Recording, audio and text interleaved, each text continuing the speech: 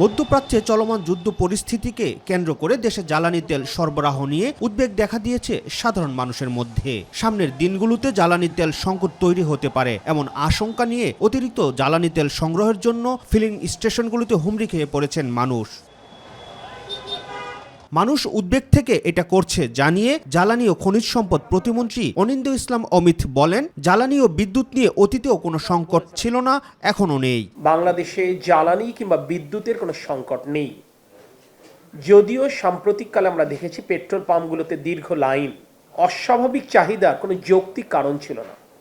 এটি উদ্বেগ উৎকণ্ঠা থেকে, প্যানিক বাইং থেকে, কিংবা হয়তোবা আমাদের যেভাবেই বলেন দেশপ্রেমের ঘাটতির জায়গা থেকে এটা করতে পারে। আমরা এটাকে অস্বাভাবিকভাবে দেখিনি, আমরা এটি স্বাভাবিকভাবে দেখেছি এবং স্বাভাবিক প্রক্রিয়া এটি সমাধান করবার চেষ্টা করেছি। আমরা আপাতত জ্বালানি কিংবা বিদ্যুতের দাম বাড়াবার চিন্তা করছি না। সকালে সচিবালয়ে জ্বালানি সংক্রান্ত সমসাময়িক বিষয় নিয়ে সাংবাদিকদের সাথে আলাপকালে তিনি বলেন, ভারত থেকে পাইপলাইনে নিয়মিত যে তেল আসে তার থেকে বেশি দেওয়ার জন্য আনুষ্ঠানিকভাবে অনুরোধ করা হয়েছে। আমরা বিকল্প চিন্তা প্রথম যুদ্ধ শুরুর প্রথম থেকেই করছি।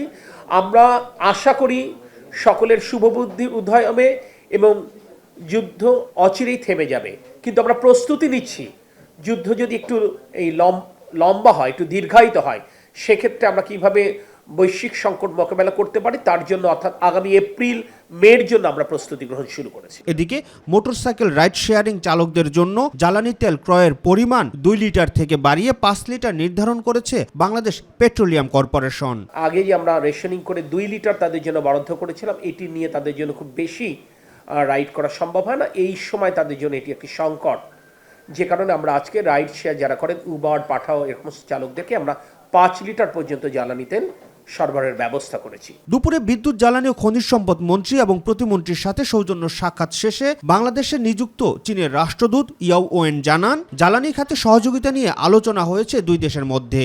Our discussion are very friendly, very constructive. We focused on energy and power cooperation, and we discussed some project which is under construction, and we are discussing how to strengthen our cooperation. Rakib Hasan, my TV, Dhaka.